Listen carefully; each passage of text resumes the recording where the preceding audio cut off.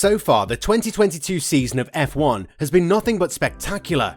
5 races in, and we already have an interesting battle with the frontrunners Leclerc and Verstappen. There have been several notable highlights from the season, such as the non-reliability in Bahrain for the Red Bulls, the uprising of Ferrari, and the effects of porpoising, a complete novelty for the F1 world. Many teams are suffering from this phenomenon. Before we speak specifically about the F1 leader's opinion, Leclerc, on porpoising, let us explain a bit what exactly it means. Porpoising is seen on track like a bouncing phenomenon, as the car has struggles to keep the straightforward balance. It happens due to the new regulations in F1, as the car is suffering from a sudden increase, then decrease in downforce, causing it to bounce significantly and lose lap time. This mostly happens on the straights, when the car is pushed to its maximums. Every fan of F1 knows that porpoising is one of the main reasons why Mercedes is having such struggles to keep up with the top dogs, like Ferrari and Red Bull. Cars like Alfa Romeo and Aston Martin, both companies using engines from Ferrari and Mercedes respectively, are also experiencing this phenomenon, with the latter being more present and notable. However, the Ferraris are also suffering from this phenomenon. If you were able to see the Australian GP, you'd see that Sainz and Leclerc were having heavy difficulties in controlling the porpoising effect, mostly because it messes with your eyesight, and it's hard to keep focus on that high of a speed. Yet Leclerc has managed to qualify P1 in most of the races, with Sainz keeping a close step with him. The race finishes for Ferraris have also been amazing, as they are the leaders in the Constructors' Championships as we speak. So why is porpoising bad for other teams, but does not bother Ferrari? The results show that porpoising by itself is not the only factor for bad results. Onboard cams show that Leclerc and Sainz were bouncing even more compared to Mercedes in the Australian GP. Yet, Leclerc grabbed the win. The results of vertical G-force amplitude for Australian GP show that Ferrari's results were slightly higher compared to Mercedes. When asked for the effect of porpoising, Leclerc had some interesting choice of words to say. "I don't know why, but I am not very sensitive to it," Leclerc said. "It looks extremely bad on the onboards. Of course I feel it, but it doesn't disturb me too much in terms of performance. Just for turn 9, Australian GP, maybe a little bit, because it's just tricky, it's bouncing a lot. But it's definitely something we want to tackle because it doesn't help us for consistency, especially once you have bouncing in a corner. It can be a problem. So we need to work on that," added Leclerc in a recent interview. So where does the Ferrari gain advantage?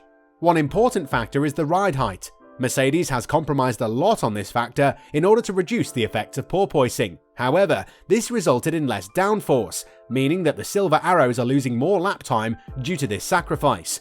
For example, Ferrari has a ride height varying from 1,206 to 1,213 mm, depending on the variant. These results are much worse for Mercedes, as their ride height goes from 1,400 to 1,453 mm, depending on the variant. Another factor is the corners in an F1 race. The Ferraris seem to be more stable in corners, most likely because the effect of porpoising hits on a higher top speed compared to Mercedes. Both of these teams do have some work in the shop regarding the aerodynamic systems of their cars, but not everything revolves around this factor regrading improvement of the porpoising effect. One segment that was also changed for the F1 2022 season is the suspension of the cars. In the previous seasons, this was a hydraulic part that got changed this year with a simple suspension.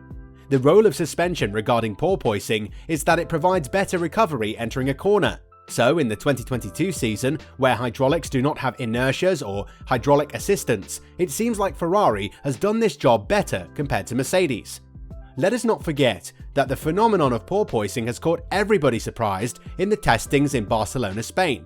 During the Spain test, Leclerc was also interviewed about the porpoising effect, and he explained it very uniquely. "It feels like turbulence on an aeroplane going up and down the whole straight," Leclerc said. "I think one of the videos that F1 posted shows this phenomenon quite well, and I can't say it feels nice. It makes you a little bit ill, but it's okay. It's still very early days for this project, so it feels like it's an issue that everyone has in the paddock more or less. But yeah, in this paddock all the best engineers of the world are here, so I'm pretty sure that we'll find a solution," finished Leclerc. The problem has been commented from the team principal Mattia Binotto when they first noticed it in Spain. However, his comments were not revealing any possible solutions nor a timetable when can Ferrari fans expect a fix in this problem.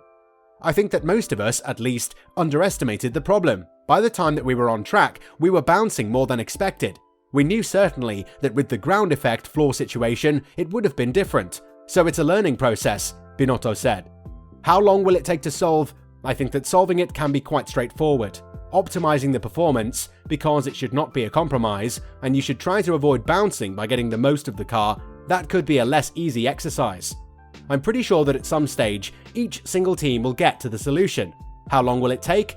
I think that the ones that get there sooner will have an advantage at the start of the season, finished Mattia Binotto. Another thing that is worth mentioning is that Ferrari haven't made any updates through the first 3 races, but came with a significant one in Friday practice at Australian GP. To be more precise, Ferrari made a change to the diffuser volume, added packer, and therefore reduced expansion at centerline, both intended to improve rear downforce and stability around the lap. In this case, the shape of the undersurface of the diffuser was applied in the center of it, allowing Ferrari to gather more data on the modification without committing to make a new floor. It was removed on Saturday, being labelled as a test item to inform future updates, showing that Ferrari means business when it comes to fixing porpoising problems. However, Ferrari hasn't exactly figured out how to completely get rid of porpoising yet. Although they score massive points, mostly through Leclerc, the effect of porpoising is still holding them down, and it may be one of the factors why Red Bulls were 10 to 15 km/h faster on the main straight on Miami GP. This has resulted in Verstappen passing Leclerc early in the race and setting a commanding tempo from there on. The only chance Leclerc got was after the safety car, and although the battle was close, the reigning champion has managed to sustain the attacks of his challenger, a situation similar to last year's Verstappen versus Hamilton battle. On the other hand, you have Red Bull. Their performance hasn't been great from the beginning of F1 season, but it seems like they have the momentum now with the last 2 wins of Verstappen and the solid results Checo puts, apart from both of them DNF in Bahrain. Not only that their bouncing effect is not nearly as present as their contenders, but the straight line speed is also something that Ferrari needs to catch up with if they want to remain in the title fight. The lead, as we speak, is in Ferrari, both in constructors and championship fight, but they need to make significant improvement so they won't get passed by easily. The problem has been present for a longer time, and Binotto has changed his mind regarding the straightforwardness of fixing the problem. Mattia says that the problem now is not something that can be fixed straightforward, and something that cannot be fully attacked yet. It's not a surprise, it's something which is difficult to keep under control, and there are tracks where we are suffering more than the others, Binotto added. Therefore, our conclusion is that Ferrari hasn't fixed porpoising, obviously. It just got a better hold and control of it. However, a team that aspires to win both Constructors and Drivers' Championship should not have problems like this. Mercedes has already suffered a lot, and through a bit of luck they managed to get good results in tracks that they were destroyed by their opponents.